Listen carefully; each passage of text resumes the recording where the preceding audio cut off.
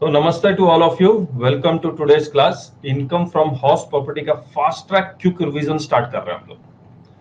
तो ये fast track quick revision है और आप जैसा देख पा रहे हैं 10, 11, 12, 3 पेज में हाउस प्रॉपर्टी कंप्लीट है। अगर आप प्रॉपर बुक देखेंगे तो वो करीब करीब 20 पेजेस में 20 पेजेस में। ये जो मैं रिवीजन करवाऊंगा तो मैं सबसे पहले फोकस करूंगा कि इनकम फ्रॉम हाउस प्रॉपर्टी के प्रैक्टिकल क्वेश्चन कैसे करना है।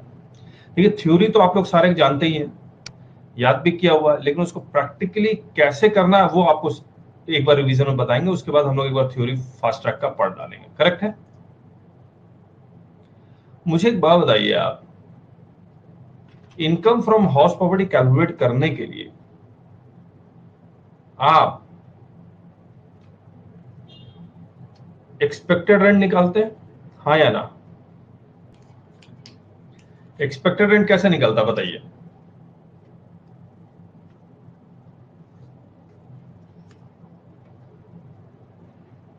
एक्सपेक्टेड रेंट किसके ऊपर डिपेंड करता है? म्युनिसिपल वैल्यूएशन, फेयर रेंट और स्टैंडर्ड रेंट? जवाब देते जाइएगा। किसके ऊपर डिपेंड करता है? म्युनिसिपल वैल्यूएशन, फेयर रेंट और स्टैंडर्ड रेंट।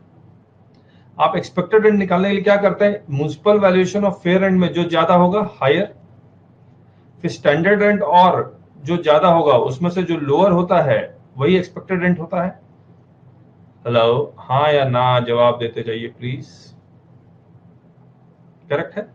मुझे एक बात और बताइए, अगर क्वेश्चन में स्टैंडर्ड रेंट नहीं दिया हुआ है तो क्या करेंगे? छोड़ देंगे, नॉट एप्लीकेबल। म्युनिसिपल वैल्यूएशन जरूरी नहीं है हर एक बिल्डिंग का म्युनिसिपल वैल्यूएशन डिटरमाइन हो, हर एक बिल्डिंग का स्टैंडर्ड रेंट डिटरमाइन हो। तो म्युनिसिपल वैल्यूएशन और फेयर रेंट और म्युनिसिपल वैल्यूएशन स्टैंडर्ड नहीं भी दिया हो सकता है। अगर नहीं दिया हुआ है तो fair rent will be expected rent. जल्दी जल्दी बोलते रहिए, यस और नो। लेकिन अगर क्वेश्चन में अगर फेयर रेंट ही नहीं दिया हुआ है तो क्या आप एक्सपेक्टेड रेंट निकाल सकते हैं? अगर क्वेश्चन में फेयर रेंट नहीं दिया हुआ है तो क्या आप एक्सपेक्टेड रेंट निकाल सकते हैं? बिग नो, पॉसिबल ही नहीं। बिना फेयर रेंट के एक्सपेक्टेड रेंट नहीं निकल सकता था। अब आप बताइए, मैंने आपको क्या बताया था, अगर क्वेश्चन में फेयर रेंट नहीं दिया हुआ है तो फेयर रेंट कैसे निकालेंगे? फेयर रेंट कैसे निकालेंगे जल्दी बताइए। अगर क्वेश्चन में फेयर रेंट नहीं दिया हुआ तो हमने क्या बताया था? एक्चुअल रेंट को ही फेयर रेंट मान लेते हैं। आखिर फेयर रेंट होता क्या है? Rent of a same building या similar building in a same locality, market rent. तो अगर मुझे इसका फेयर रेंट जानना है, इस ग्राउंड फ्लोर का फेयर रेंट जानना है, तो मैं इसके बगल वाली प्रॉपर्टी का देख लूंगा। लेकिन मैं सबसे पहले फेयर रेंट देखने के लिए मैं इसी सेम प्रॉपर्टी को ही देखूंगा, हाँ या ना? उससे ज्यादा फेयर रेंट कोई मिल ही नहीं सकता। मैं अगल बगल ग्राउंड फ्लोर, फर्स्ट फ्लोर, ये सब की प्रॉपर्टी देखूंगा, रोड के पीछे, रोड के आगे, तो मुझे उस रेंट को, उस मार्केट रेंट को एडजस्ट करना पड़ेगा। क्योंकि फेयर रेंट में जो फेयर का मतलब है दैट इज रीजनेबल रेंट, और हमने बताया था it is reasonable market rent. तो अगर प्रॉपर्टी एक्चुअली लेट आउट है तब तो फेयर रेंट तो बहुत आराम से निकल जाएगा, क्योंकि इससे अच्छा फेयर रेंट नहीं हो सकता, हाँ या ना? अब मुझे एक बात दूसरी बताइए, मान लीजिए प्रॉपर्टी है let out for 10 months, 4,000 per month.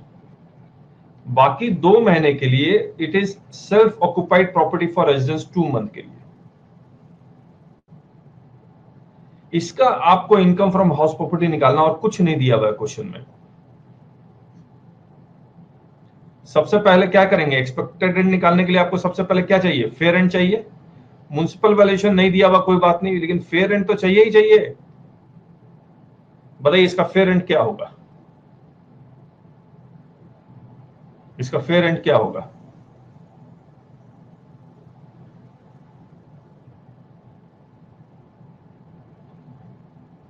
जल्दी बताइए, एक्चुअल रेंट को ही फेयर रेंट मानेंगे ना,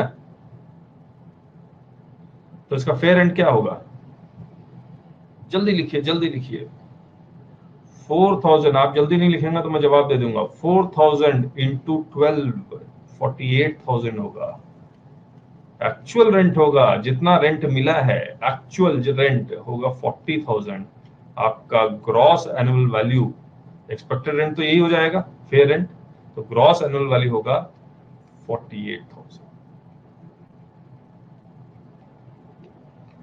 आया? तो self occupied property for residence का बेनिफिट आपको तभी मिलता है जब for whole 12 months that property SOP for residence, पूरे 12 महीने के लिए अगर एसओपी फॉर रेजिडेंस है तभी बेनिफिट मिलता है। तो 2 महीने के लिए अगर आपका एसओपी फॉर रेजिडेंस है तो आपका ग्रॉस एनुअल वैल्यू पूरे 12 महीने का निकल गया because of this fair rent. तो टैक्सेबिलिटी 40,000 नहीं आएगी, 48,000 आएगी। आया?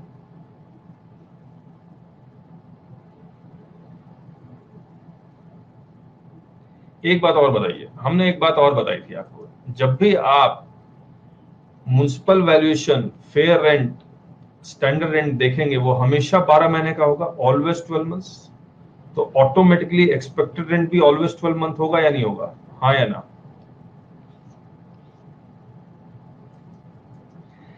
मुझे एक बात बताइए, एक्सपेक्टेड रेंट अब आगे आ गया, expected rent is always of 12 month, always of 12 month, लेकिन कब एक्सपेक्टेड रेंट 12 मंथ से कम हो सकता है? याद है तो बताइए।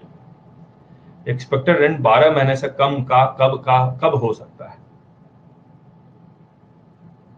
जल्दी बोलिए। आपको याद नहीं होगा, इसीलिए कहते हैं याद करना बहुत जरूरी है। वीकेंड में नहीं, ना ना, वीकेंड में नहीं। आप देखिए, अगर एसओपी फॉर रेजिडेंस में ही सर, और मैं याद रखिएगा मैं एक्सपेक्टेड रेंट की बात कर रहा हूं, एक्चुअल रेंट में आप वैकेंसी मैनेज करते हैं, एसओपी फॉर रेजिडेंस मैनेज करते हैं, एक्सपेक्टेड रेंट तो हमेशा 12 महीने का होता है। यहां पर भी देख लीजिए, एक्सपेक्टेड रेंट आपने 12 महीने का 48,000 निकाला। सही बात है या नहीं है? तो एक्सपेक्टेड रेंट 12 महीने से कम का कब का होगा? व्हेन द जिस फाइनेंशियल ईयर का, जिस प्रीवियस ईयर का आप इनकम निकाल रहे हैं, उसी प्रीवियस ईयर में अगर आपने प्रॉपर्टी खरीदी है या कंस्ट्रक्शन कंप्लीट हुआ है तभी हो सकता है। मैं आपको याद दिला दूं, मान लीजिए आपने प्रॉपर्टी 1 जून, ये मान लीजिए प्रीवियस ईयर 2021 है, आपने प्रॉपर्टी खरीदी 1 जून 20 को, और आपको कहा गया compute income for the previous year 2021। मैंने आपको क्या कहा? जिस प्रीवियस ईयर की आप इनकम निकाल रहे हैं उसी प्रीवियस ईयर में प्रॉपर्टी खरीदी गई है या बिल्डिंग का कंस्ट्रक्शन कंप्लीट हुआ है, तो एक्सपेक्टेड रेंट 12 महीने से कम का हो सकता है। अब मुझे एक बात बताइए, 1 जून को आपको अपने प्रॉपर्टी खरीदी, can you expect the rent before 1 जून? हाँ या ना? नो। तो एक्सपेक्टेड रेंट 1 जून से सिर्फ 10 महीने का होगा, हाँ या ना? लेकिन अगर आपने प्रॉपर्टी यहां खरीदी है यानी कि 1920 में, और आपको कहा गया कि इस प्रीवियस ईयर की इनकम फ्रॉम हाउस प्रॉपर्टी निकालिए, तो बताइए सोर्स तो पहले ही एग्जिस्टेंस में आ गया था, करेक्ट? तो इनकम फ्रॉम हाउस प्रॉपर्टी जो निकलेगा वो पूरे 12 महीने का निकलेगा, हाँ या ना? अगर यहां खरीदी है तो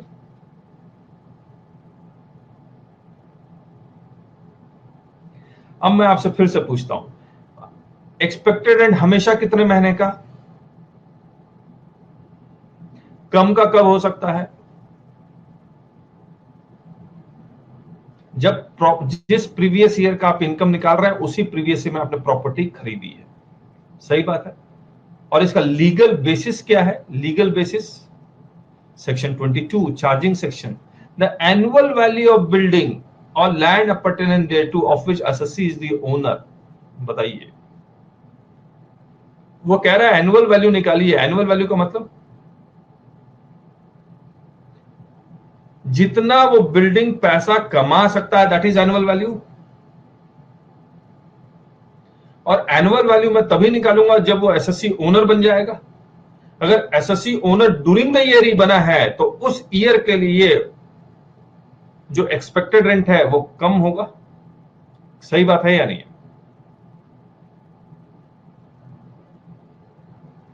अब आप सोच के देखिए, सोच के देखिए, मैं फिर से लिखता हूं, ये प्रीवियस ईयर 2021, यहां आपने प्रॉपर्टी खरीदी या इसका कंस्ट्रक्शन कंप्लीट हुआ, आपने 2 महीने एसओपी थे, 2 month SOP for instance, correct है, और बाकी 10 महीने लेट आउट था। 10 महीने कितने रुपए में? 4000 पर मंथ में। अब बहुत सोच समझ के जवाब दीजिएगा, फेयर रेंट क्या है इसका? फेयर रेंट क्या है?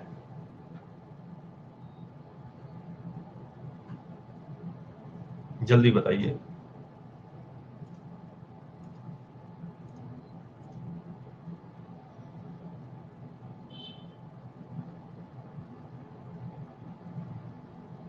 ये एक्चुअल रेंट ही बता दीजिए, क्योंकि fair rent is equal to actual rent इस केस में खासकर।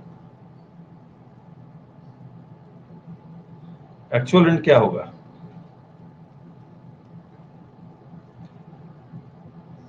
सॉरी, हमने ये गलत लिख दिया, ये टोटल 10 महीने, यहां 8 महीने होगा, sorry sorry sorry, total 8 months होगा, करेक्ट है। तो एक्चुअल रेंट होगा 32,000।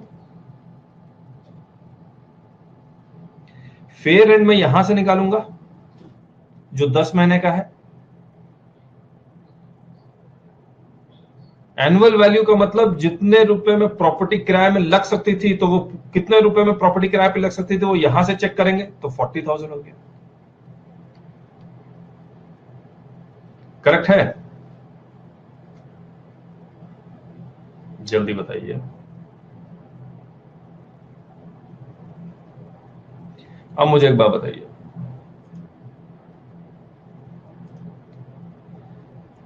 म्युनिसिपल वैल्यूएशन, फेयर रेंट और स्टैंडर्ड रेंट ये हमेशा 12 महीने का होगा, except where property comes into existence in the year of computation.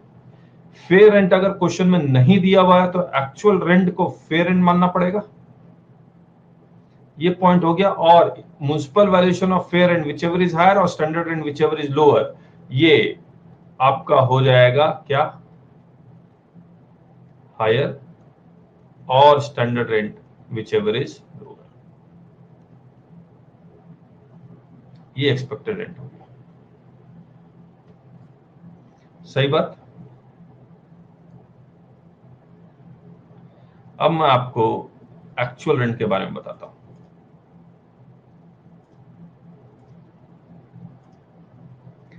बताइए, अगर प्रॉपर्टी लेट आउट है for 10 months, 4,000 per month, vacant है 1 मंथ, और एसओपी फॉर रेजिडेंस है 1 मंथ। वैकेंसी का मतलब बताइए, वैकेंसी का मतलब क्या बताया था? आप लोग प्रोफेशनल के स्टूडेंट हैं, आपने एग्जीक्यूटिव में पढ़ा भी होगा। वैकेंसी का मतलब, नंदकिशोर, वैकेंसी का मतलब तो बाकी रोहन और पिंकी शायद मेरे से एग्जीक्यूटिव में नहीं पढ़े। नंदकिशोर, नॉट ऑक्युपाइड का मतलब, वैकेंसी का मतलब मैं बता देता हूं, मैं ज्यादा टाइम नहीं लूंगा, खाली है। खाली का मतलब मैंने बताया था, कोई नहीं रहता। कोई नहीं रहता का मतलब ना ओनर रहता है ना टेनेंट रहता है, कोई नहीं रहता, सिर्फ रहता है कौन है? उर्मिला। उर्मिला मतलब एक भूत फिल्म आई थी, हमने उसका एग्जांपल लिया था। यस, बिल्कुल पकड़ लिया नंदकिशोर। फिर हमने इसका एक्चुअल मतलब में आया, अगर किसी कोई प्रॉपर्टी आप किराए पे लगाना चाह रहे हैं लेकिन लग नहीं पा रहा बिकॉज ऑफ भूत, because of flood, because of earthquake, the property is damaged, तो प्रॉपर्टी किराए पे लग नहीं पा रही है आफ्टर ऑल जेन्यून कोशिश ऑफ द ओनर।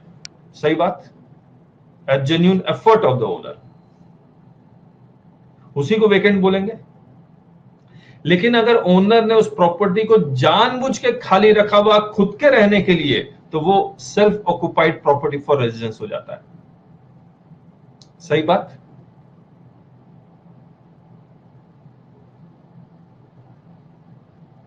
तो इसीलिए क्वेश्चन में लिखा होता है the property is lying vacant for the occupation of the owner.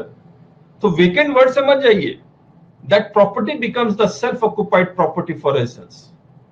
अब प्रॉपर्टी वाकई में खाली है, बिजली का बिल देख लो, उससे पता लग जाएगा। बाकी और भी कई तरीके हैं पता लगाने के, तो वो तो इन्वेस्टिगेशन का पार्ट हो गया जब असेसमेंट होगा। लेकिन क्वेश्चन, प्रैक्टिकल क्वेश्चन करने के लिए तो इतना ही काफी है। अब मुझे एक बात बताइए, एक्चुअल रेंट क्या होगा?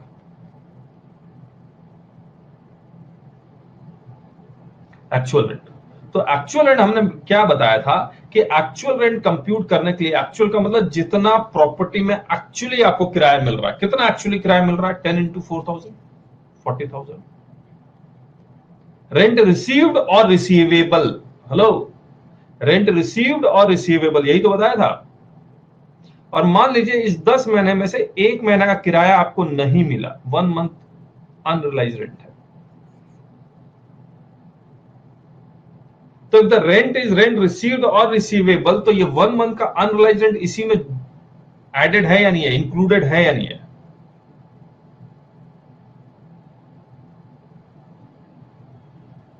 तो लॉ ने कहा, हाउस प्रॉपर्टी जब हमने पढ़ा था उसमें एक्चुअल रेंट सेक्शन 23 सबसेक्शन 1, उसमें लिखा हुआ है कि actual rent is rent received और रिसीवेबल लेस अनरियलाइज्ड रेंट। तो ये -4,000 कर देंगे तो अनरियलाइज्ड रेंट आ जाएगा कितना? 36,000। सही बात। इसके बाद हमने अपनी एक कलाकारी दिखला दी और हमने हाउस प्रॉपर्टी के क्वेश्चंस को आसान करने के लिए, सॉल्व करने के लिए हमने कहा ऐसा है कि मान लीजिए आपका एक्सपेक्टेड रेंट 1 लाख है। सिर्फ अगर यही होता तो आपका ग्रॉस एनुअल वैल्यू क्या होता? 1 लाख हो जाता, हाँ या ना? क्योंकि ग्रॉस एनुअल वैल्यू क्या होता है? एक्सपेक्टेड रेंट और actual rent whichever is higher, 1 lakh होता है या नहीं होता? जल्दी बोलिए। अब मुझे एक बात बताइए, क्या 1 महीने की वैकेंसी आप मैनेज कर पाए इस ग्रॉस एनुअल वैल्यू से? आपको नुकसान तो हुआ है, इनकम तो जनरेट नहीं हुई, और इनकम टैक्स कर रहे हैं, इनकम जनरेट नहीं हुई, उसके ऊपर अपने इनकम लगा दिया।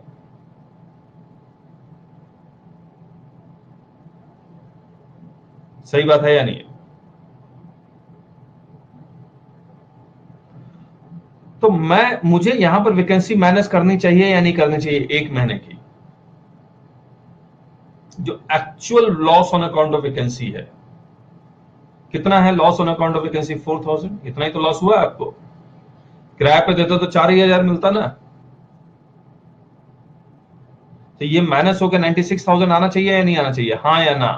ग्रॉस एनुअल वैल्यू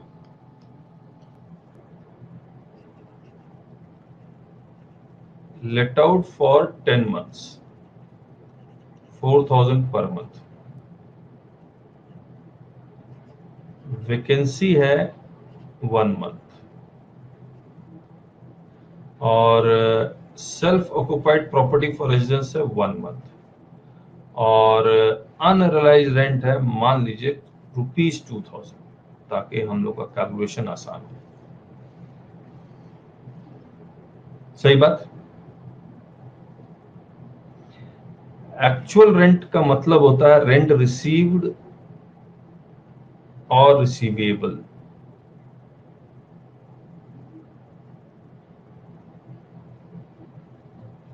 ठीक है, फिर लेस अनरियलाइज्ड रेंट। अब इस केस में हमें एक्चुअल रेंट कैलकुलेट करना है। एक्चुअल रेंट रिसीव्ड और रिसीवेबल कितना है यहाँ पर? लेट आउट फॉर 10 months कितना हो गया?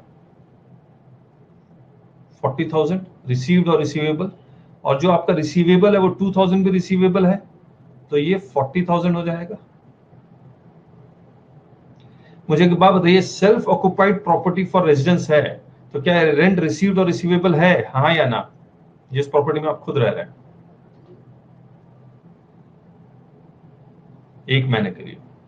कैसे नंद किशोर? जिस प्रॉपर्टी में आप खुद रह रहे हैं उसका रेंट आपको कौन देगा?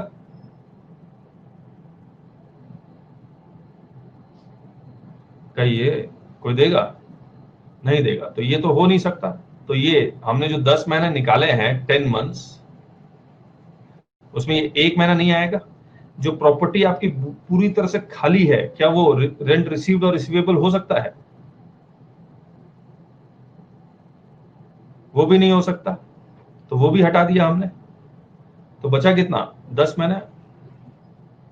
तो हमने यहां पर, अब मुझे एक बात बताइए, ये 10 महीने का ये रेंट आपको मिलने वाला था, तो हमने 10 महीने का रेंट लिया, 2000 जो आपको मिला ही नहीं, उसका डिडक्शन अलग से मिल रहा है, तो ये 2000 हमने माइनस कर दिया। तो कितना आ गया? 38,000। सही बात।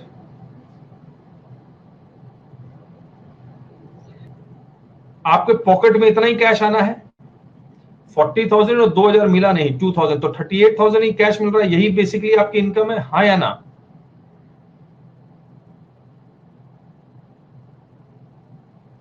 अब अगर एक्सपेक्टेड रेंट 20,000 है, एक्सपेक्टेड रेंट जब भी निकलेगा 12 मंथ्स का निकलेगा।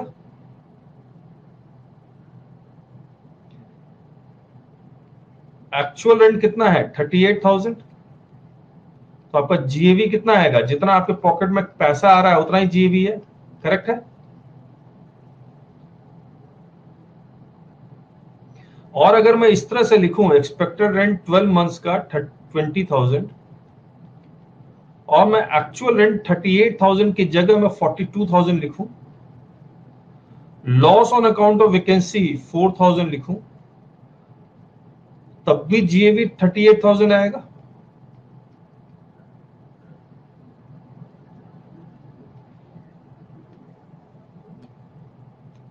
सही बात। हमने ये कहा this is A, this is B, this is C, A B whichever is है, लेट्स सी।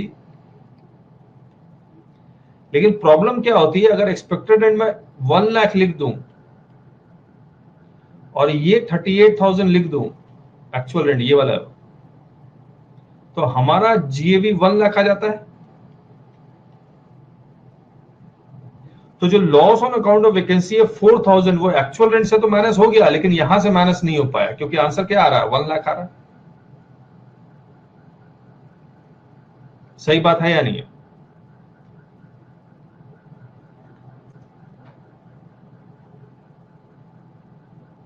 तो मैं क्या कर रहा हूं, मैंने फिर से यहां 42,000 कर दिया और यहां 4,000 कर दिया। अब ग्रॉस एनुअल वैल्यू 96,000 आ गया। सही बात है या नहीं है?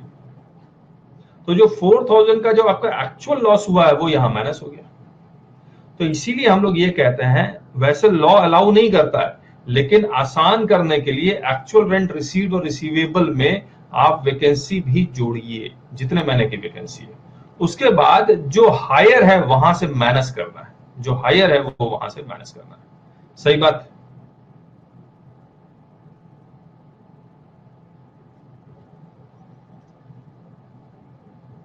अब आइए,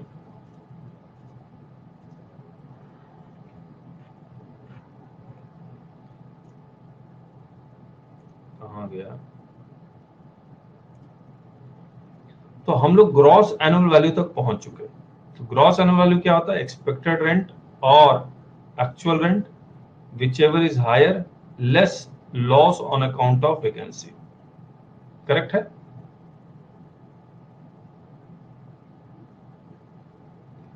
अब डिडक्शन, म्युनिसिपल टैक्स का डिडक्शन। सबसे पहले म्युनिसिपल टैक्स होता क्या है, कौन लगाता है? Who levies municipal tax? Local authority. किस पे लगाती है? प्रॉपर्टी। गवर्नमेंट नहीं, याद रखिएगा, स्टेट गवर्नमेंट नहीं लगाती है। स्टेट गवर्नमेंट अगर प्रॉपर्टी पे टैक्स लगा दे तो उसको हम लोग लैंड रेवेन्यू बोलते हैं। उसको मैं लैंड रेवेन्यू बोलता हूं। मैं आपको कुछ चीजें बताता हूं। हमने एक कॉन्सेप्ट बताया था रेल जी का, R for repairs, A for annual charge,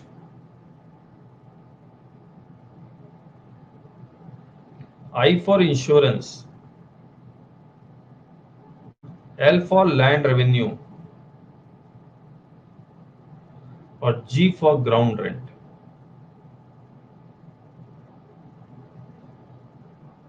सही बात।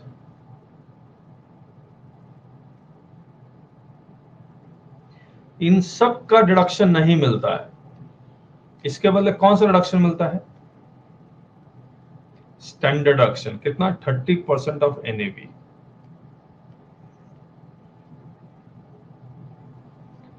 फिर हमने ये कह दिया सिर्फ 3 डिडक्शन मिलते हैं, सिर्फ 3 deduction, municipal tax, interest on borrowed capital और standard deduction.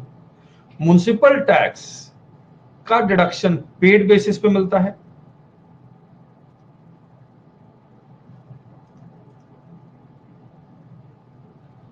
Paid by home, owner और tenant. Paid by home, owner और टेनेंट। ओनर, यानी कि जिस प्रीवियस ईयर में आप पे करेंगे, चाहे पुराना पेमेंट करें या एडवांस में पेमेंट करें, उससे कोई फर्क नहीं पड़ता, जितना आप उस प्रीवियस ईयर में पे करेंगे उस पूरे का रिडक्शन मिल जाएगा। सही बात।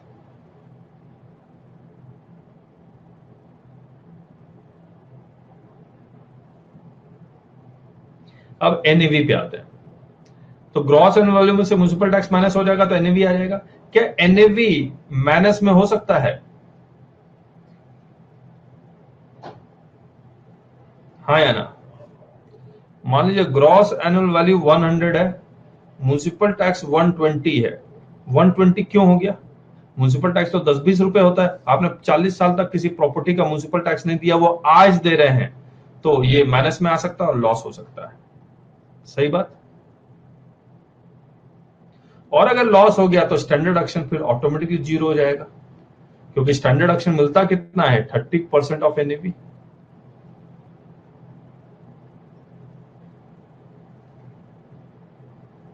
करेक्ट है?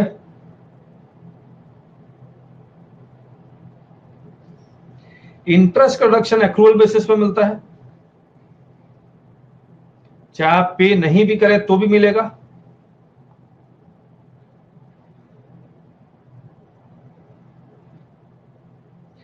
क्या इंटरेस्ट का डिडक्शन का कोई मैक्सिमम लिमिट है कि अनलिमिटेड 4 करोड़ 5 करोड़ जितना चाहे उतना डिडक्शन मिल जाता है?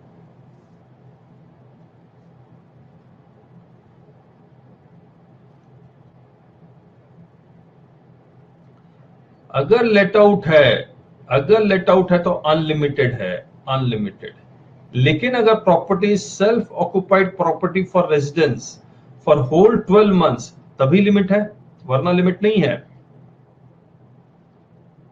सही बात।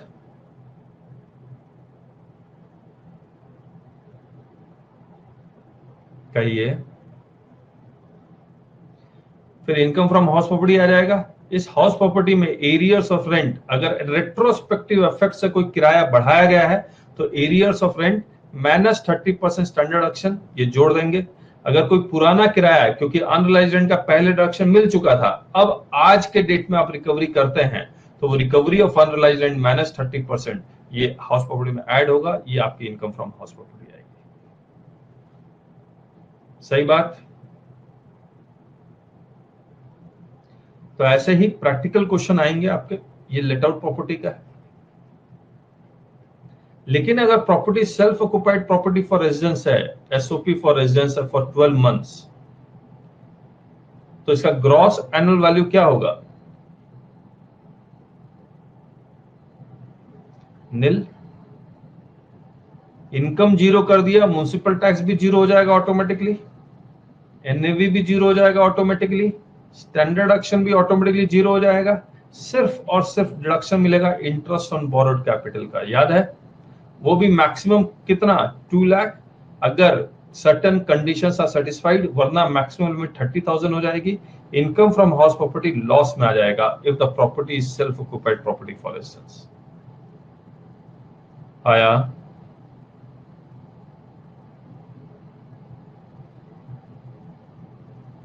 अब मैं क्या करता हूं,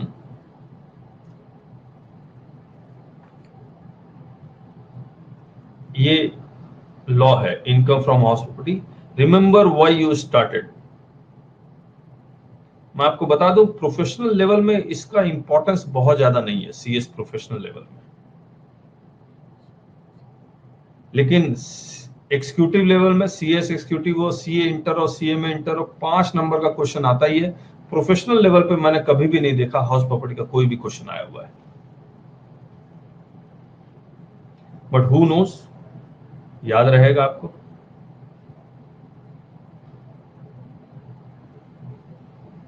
अब देखिए द सेक्शन 22 चार्जिंग सेक्शन है, the annual value of building और land attached thereto of which SSC is the owner not occupying the building for his own business or profession। Building का मतलब बताइए, हाउस प्रॉपर्टी में building का मतलब क्या होता है? 4 दीवार, उस पे छत। बिल्डिंग का मतलब रेजिडेंशियल या कमर्शियल या दोनों?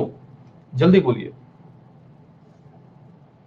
अगर मैं रेजिडेंशियल बिल्डिंग किराए पे लगाऊं तो भी हाउस प्रॉपर्टी में है, या फिर अगर कमर्शियल बिल्डिंग किराए पे लगाऊं तो भी हाउस प्रॉपर्टी में। याद रखिएगा सिर्फ बिल्डिंग लिखा हुआ तो रेजिडेंशियल कमर्शियल दोनों होगा। अगर land attach to the building है तभी हाउस प्रॉपर्टी में है। अगर मैं सिर्फ लैंड इंडिपेंडेंट है और इस इंडिपेंडेंट लैंड को मैं किराए पे दे रहा हूं तो किस हेड में जाके टैक्सेबल होगा? जल्दी बताइए। अदर सोर्सेस में। किस हेड में जाएगा? अदर सोर्सेस में। करेक्ट है। अगर मैंने प्रॉपर्टी आपको किराए पे दी, आपने फर्दर किराए पे दे दिया, सब लेट कर दिया, तो मैं अगर किराए पे दे रहा हूं तो हाउस प्रॉपर्टी में जाएगा। अगर फर्दर सब लेटिंग है, क्योंकि वो ओनर नहीं है, उस सब लेटर की इनकम अदर सोर्सेस में जाएगी। हाँ या ना?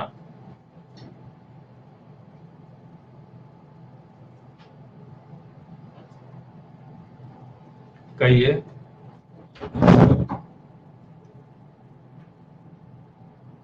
इसके बाद अगर उस बिल्डिंग में मैं खुद का बिजनेस कर रहा हूं, अगर उस बिल्डिंग में मैं खुद का बिजनेस कर रहा हूं, तब तो वो हाउस प्रॉपर्टी रहे ही नहीं, वो पीजीबीपी के चैप्टर में जाके डील होगा।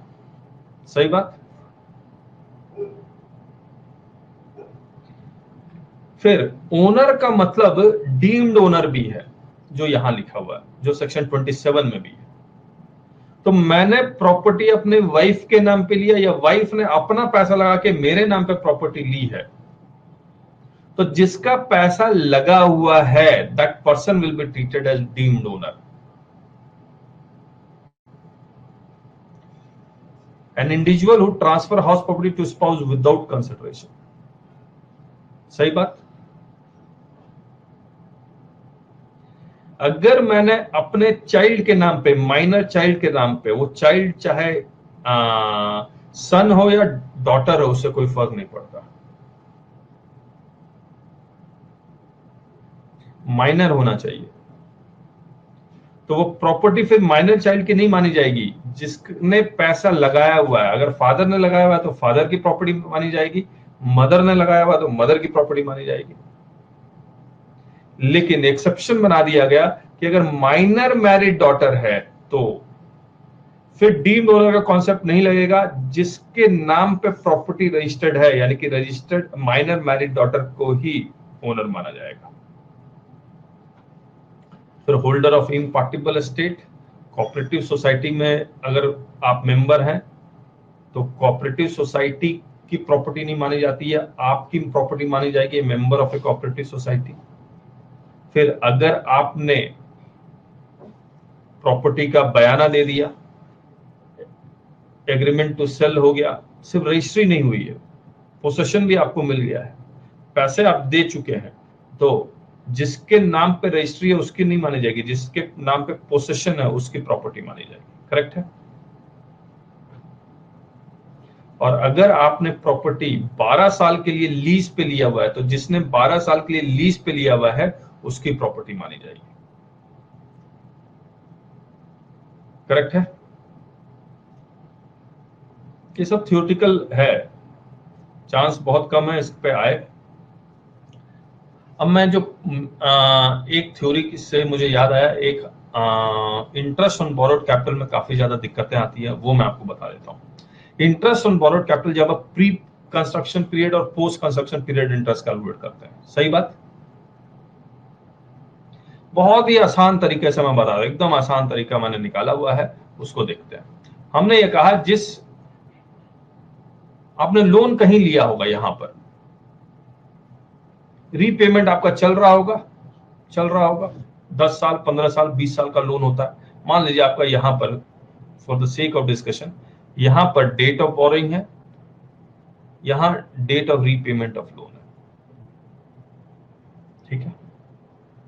आपने कोई society flat builder flat book किया है, वो आपको कहा बिल्डर कि आप यहाँ पर पैसे दे दो, मैं आपको यहाँ पर प्रॉपर्टी आपके पोसेशन में दे दूंगा, तो यहाँ this is the date of completion of construction और परचेज। सही बात है। तो प्री और पोस्ट पीरियड इंटरेस्ट निकालने के लिए date of borrowing, date of completion of construction और purchase, date of repayment of loan, कितना लोन लिया है, मान लीजिए 1 lakh at the rate of 12% पर एनम। इससे ज्यादा तो कुछ नहीं लिखा होता है। यही 5 चीजें आपके पास इंफॉर्मेशन होती है। और मैंने आपको यह बता दी कि जिस प्रीवियस ईयर में बिल्डिंग बन के तैयार हुई है, building comes into existence, that period will be treated as post construction. तो यहां बन के तैयार हुई है तो ये पूरा का पूरा पोस्ट मान लिया जाएगा। सही बात है या नहीं है? अरे बोलो। अब आप इंटरेस्ट कैलकुलेट कीजिए। इस पीरियड का इंटरेस्ट, मान लीजिए ये 10 महीने का इंटरेस्ट है तो 10,000 है, ये 12 महीने का इंटरेस्ट है तो 12,000 है, ये भी 12,000, ये भी 12,000, ये भी 12,000, और ये मान लीजिए 3 महीने का इंटरेस्ट है तो 3,000। क्यों? 12% पर एनम है, 1 लाख का लोन है तो एक महीने का 1,000 है, उसी हिसाब से हमने कैलकुलेट कर लिया। सही बात।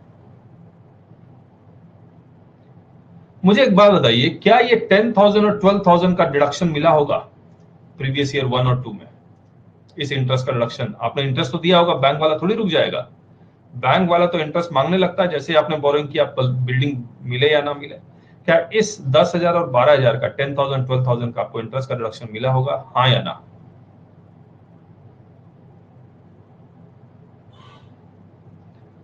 नो, बिल्डिंग ही नहीं थी, कहां से माइनस करोगे? आपका सेक्शन 22 कब एप्लीकेबल होगा? जब से आप ओनर बने हैं, यहां से। Hello, section 22।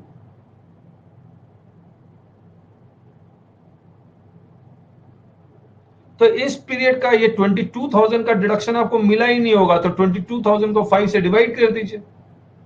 5 इक्वल इंस्टॉलमेंट में मिलता है तो 4,400 आ जाएगा। ये 4,400 का पहला डिडक्शन आपको किस प्रीवियस ईयर में मिलेगा?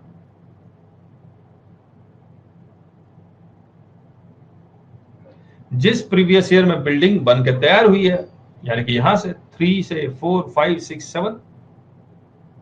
हाँ या ना? अब ये फलक्रम मैं इसको यहां शिफ्ट कर दूं, date of completion of construction और परचेज को मैं यहां शिफ्ट कर दूं तो यहां से पोस्ट हो जाएगा, ये प्री हो जाएगा। 5 से डिवाइड करना, यहां से 5 साल मिलेगा। सही बात है या नहीं है? तो ये इतना आसान है प्री और पोस्ट निकालना।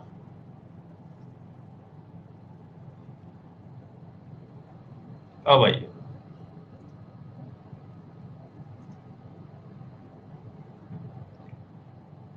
ये एनुअल वैल्यू क्या होता है मैं आपको बता ही चुका हूं। अच्छा, deem to be let out property का कॉन्सेप्ट बताइए। Deem to be let out property पहले क्या था? अगर आपके पास एक से ज्यादा प्रॉपर्टी है, मैं आपको चेंज जो आया वो भी बताता हूं। अगर आपके पास एक से ज्यादा प्रॉपर्टी है, self occupied property for residence, self occupied property for residence, एक से ज्यादा प्रॉपर्टी है, दोनों ही self occupied property for residence है फॉर 12 मंथ्स 12 मंथ्स, करेक्ट? तो पुराना बता रहा हूं, तो किसी एक प्रॉपर्टी का एक्सपेक्टेड रेंट हम लोग 0 कर देते हैं। मान लीजिए इसका एक्सपेक्टेड रेंट, मान लीजिए इसको 10,000 है, इसका 12,000 है। तो ये कहता था लॉ, किसी एक प्रॉपर्टी का ग्रॉस एनुअल वैल्यू 0 कर देंगे। 10,000 12,000, बताइए किसका करेंगे आप? जिसका एनुअल वैल्यू ज्यादा है तो इसको नील कर देंगे और इसको कर देंगे deem to be let out property. सही बात।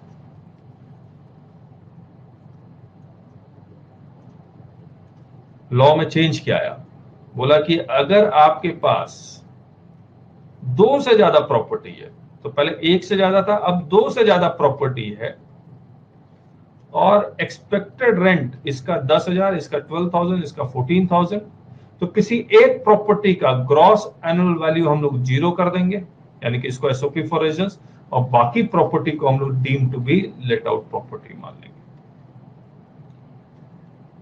ये चेंज है। तो DLOP owns more than 2 SOP for residence, 2 property whose GOV is highest, treated as SOP for residence, remaining property are deemed to be let out property, whose gross annual value will be treated as expected rent. आया?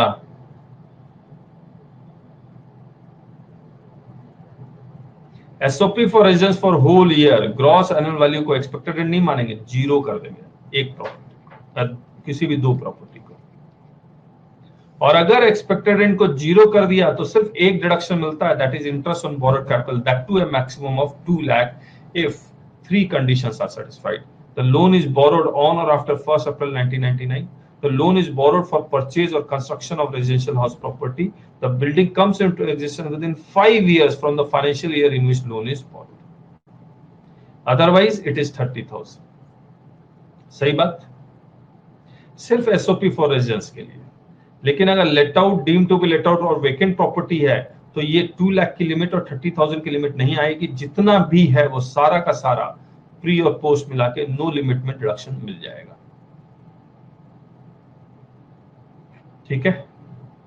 25A मैं बता ही चुका। 25A में recovery of unrealised rent और receipt of arrears of rent, ये chart मैंने आपको बताया ही आपको,